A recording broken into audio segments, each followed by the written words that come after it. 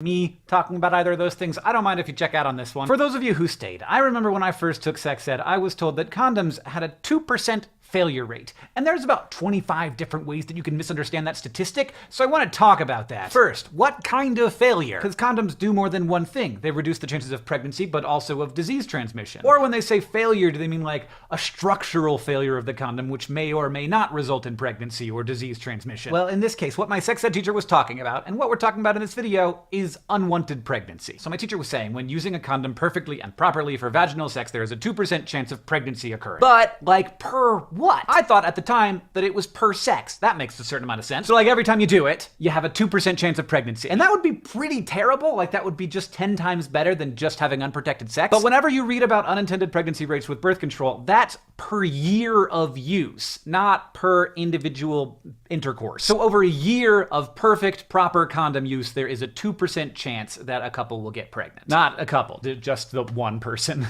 But you know, this actually for me is a little less good because one sexually active person might have way like 10 times more sex than another sexually active person. And the person who has more sex will be more likely to get pregnant using only condoms. But that's how it gets measured because for the most part, these statistics aren't meant to help individuals make individual decisions. They're meant to inform public health decisions by policymakers. But they get used by individuals because they're the only stats we have. Per active intercourse, the odds of pregnancy decrease about 250 times if you're using a condom. Now, that's a lot better than just 10 times. And that is a statistic that, as far as I can tell, has never been taught in a sex ed course because I had to calculate it myself using somewhat incomplete raw data. Now, in addition to misunderstanding what the 2% statistic meant, I also misunderstood how statistics work. And I thought that meant that if there was a 2% chance of unintended pregnancy, that if you did it 100 times, there would be 2 pregnancies. That's not how probabilities work. You have a 2% chance every year. So you have a 2% chance the first year, a 2% chance the 10th year, a 2% chance the 100th year, though not actually. On the 100th year, seems unlikely. Every year, it's a new roll of the dice. But statistics does allow us to measure probabilities for multiple rolls of the dice. So if you go for 2 years, you multiply 0.98 by 0.98 to get your odds of not getting pregnant. If you use condoms perfectly every time for 10 years, your odds become about 20% that you will get pregnant. And over 20 years, that becomes 1 in 3. Now, the final and vital way that this statistic is misunderstood is that perfect use is very different from typical use. And when we measure typical use, we see that condoms result in pregnancy